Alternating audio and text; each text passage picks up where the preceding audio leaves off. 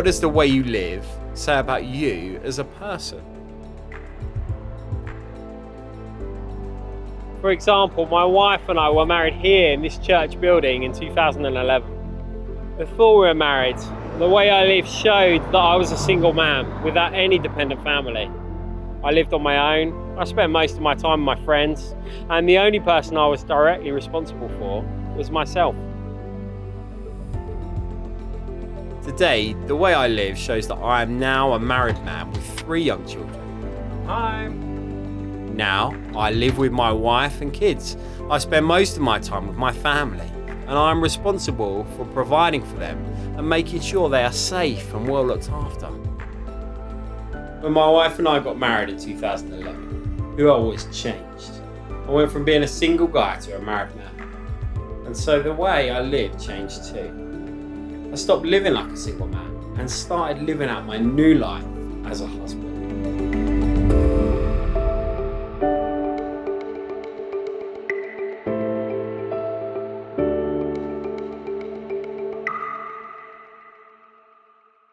The Bible book of Exodus describes how God rescued his people out of slavery to Pharaoh in Egypt, and how he restored their relationship with him as the Lord their God. Last time we saw how God's people were finally brought out of slavery in Egypt by God's mighty hand. From Exodus chapter 16, God's people leave Egypt behind, and by chapter 19, they finally arrive at Mount Sinai, the mountain where they're going to meet with and worship God himself. When God rescued them out of Egypt, who they were had changed. They were no longer slaves, but were God's own free people. And so now, the way they lived needed to change too. They needed to start living the new life that God had given them, with the Lord as their God. In the chapters that follow, from chapter 20 all the way through to chapter 31, God gave various commands and instructions that the people were to keep as they lived out the new life he had now given them, both out there in the wilderness, around Sinai, and eventually in the promised land.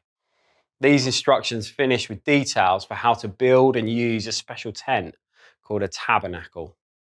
Here in this tent, God was actually going to come and meet and live among his people. But God began these instructions with 10 once for all commandments that are applicable to all people, but especially those who would live as his people. From the Israelites in Exodus through to you and I today. These commandments act as a big picture overview of what living life God's way actually looks like, day in and day out. And we're going to look at 3 particular things these commands show us about the new life God gives. First, the new life God gives means living right with God. Take a look at Exodus 20, verses 3 to 11. You shall have no other gods before me. You shall not make for yourself an image in the form of anything in heaven above, or in the earth beneath, or in the waters below. You shall not bow down to them or worship them. You shall not misuse the name of the Lord your God. Remember the Sabbath day by keeping it holy. God begins with 4 commandments that are all about how we are to treat God as God. There is only one true God, and so we are not to worship any false gods. We're not to try and replace him in our lives with any other thing in all creation, whether idols of wood and stone, or things like power or money, family or fame. We are to arrange our lives to show how precious and unique he is. We are to be careful about how we use his name. That is, how we speak of him to others. We're to set aside time exclusively with God, separate from work and the other cares of everyday life. All these things help us appreciate God as he deserves and worship him in a way that honors him as our God. What does the way you live say about what you think about the Lord, the God of the Bible? Who is the most important person in your life? Who do you live for? Who do you care about most? Is it God, or is it something or someone else? These are the sort of questions we need to be asking ourselves to see if we are putting God first or if we are replacing him with something else.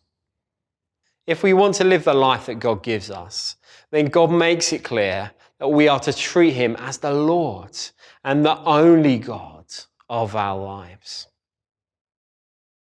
We are to be people who live right with God. Next, we see how the new life God gives means living right with others. Look down at verses 12 to 17. Honour your father and your mother, so that you may live long in the land the Lord your God is giving you. You shall not murder. You shall not commit adultery. You shall not steal. You shall not give false testimony against your neighbour. You shall not covet anything that belongs to your neighbour. After God gives his people commandments that help them live right with God, he gives them commandments that help them live right with other people. So much of the problems in our world come from people not living right with other people. War, injustice, crime, bullying, poverty, and human trafficking all arise from people living for themselves instead of caring about other people. God doesn't want people to live like that. Instead, he wants us to be people who care about him first and so care about others more than ourselves. What does the way you live say about what you think about other people? Are you honouring and obeying your parents, regardless of whether you are still a child or not? Do you ever deliberately hurt other people? Maybe even wishing they were dead? Do you find yourself looking at what other people have and want it for yourself? Have you ever lied in order to cover up your own sin or foolishness?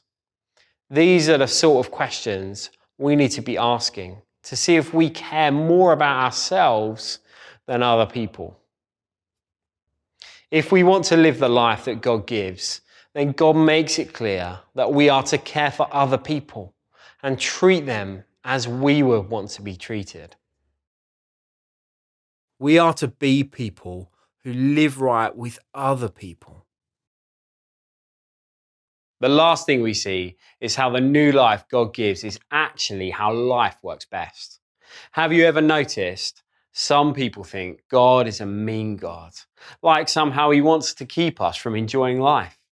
Sometimes people think that God is more like a strict head teacher who gives us lots of rules to take away our fun and stop us enjoying life. But that's not what God is like at all. Yes, God is just and cannot stand sin, but he is also loving, good, and wants his people to enjoy life at its best. Think about it like this. Who wouldn't want to live in a world where everyone lived right with God? Who wouldn't want to live in a world where everyone lived right with each other? Just imagine it. A world where there is only one true God that people worship. A world where people never get hurt or killed by other people. How fantastic would it be if there were no marriage breakdowns and children were honouring and respectful to their parents and other adults all the time? How brilliant it would be if we lived in a world without theft, greed, lying, and crime. The life that God gives his people is life where we live right with God and live right with other people. And it really is the best life there is. Is that what you think about the life God wants for you? Do you ever find yourself wondering if you are missing out on things by living for God? Are you tempted to think that the life God has for us is somehow second best? Or maybe you think that God is good, but his commandments can't be that good because they're stopping you doing what you want to do. God is a good God, and his commandments are good commandments that help us to live right with God and live right with other people. especially when they stop us doing the wrong things that we think are good, but are not. The life God has given us is how life works best. In the New Testament, when asked which was the most important of God's commandments, Jesus summed up the whole of God's law like this. Matthew 22, verses 37 to 40. Jesus says, "Love the Lord your God with all your heart and with all your soul and with all your mind, and love your neighbor as yourself." The life that God gives us is all about living right with God and living right with other people. And living this way is how life works best. But did you notice that God said something before giving his people the 10 Commandments? It's back in Exodus chapter 20 and verse 2. "I am the Lord your God who brought you out of Egypt, out of the land of slavery." Without these words, the 10 Commandments become a list of things that we need to do in order to be God's people. Lots of people think this is how life with God works. If we do what God says, then he will love us and accept us as his people. But this is not how life with God works at all. Before God says what his people should do for him, he first reminds his people of what he has already done for them. "I have rescued you. I have saved you," says God to his people. "So now live like this." It is the same with us and living for Jesus. God rescuing his people out of slavery and restoring their relationship with him as their God foreshadows Jesus and his good news. Jesus rescues us from our slavery to sin. Jesus restores our relationship with God. But this doesn't depend on whether we keep God's commandments or not. In fact, it is precisely because we do not and cannot keep his commandments that Jesus rescues and restores us in the first place. Jesus is the Son of God, born as a human being. Jesus perfectly kept all of God's commandments. Jesus lived right with God and he lived right with other people. On the cross, Jesus died in our place for our failure to keep God's commandments. He died the death we deserve for not living right with God and not living right with other people.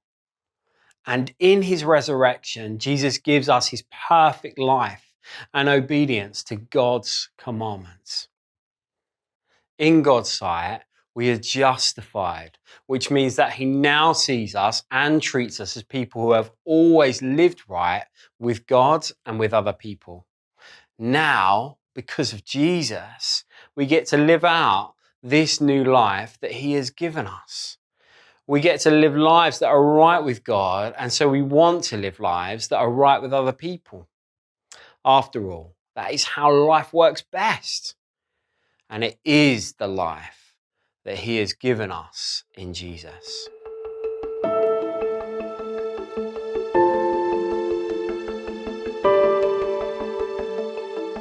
So, what life are you living? Are you living a life where you get to make up the rules, where you're in charge of your life?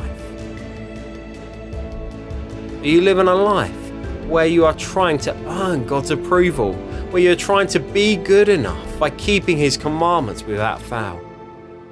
Or are you living out the new life God gives us, the new life where we get to live as a rescued and restored people, not because of what we have done for God, but because of what he has done for us in Jesus? Trying to be in charge of your own life or trying to be good enough for God is not living out the life that God would want us to live. Living life like this is living a life of sin, where we don't want God or we think we don't need God. But the new life God gives us is so much better than either of these. The new life God gives is free from sin, and so we can enjoy living right with God, and we live right with other people too. we can enjoy living the new life where life works best. And even when we stumble and fall, and when we fail to live right with God or live right with others, we can be certain that we are still loved and accepted by God, because our relationship with Him depends on what Jesus has done for us and not on what we fail to do for Him. That's living the new life that God gives us, the new life that is ours by faith in Jesus.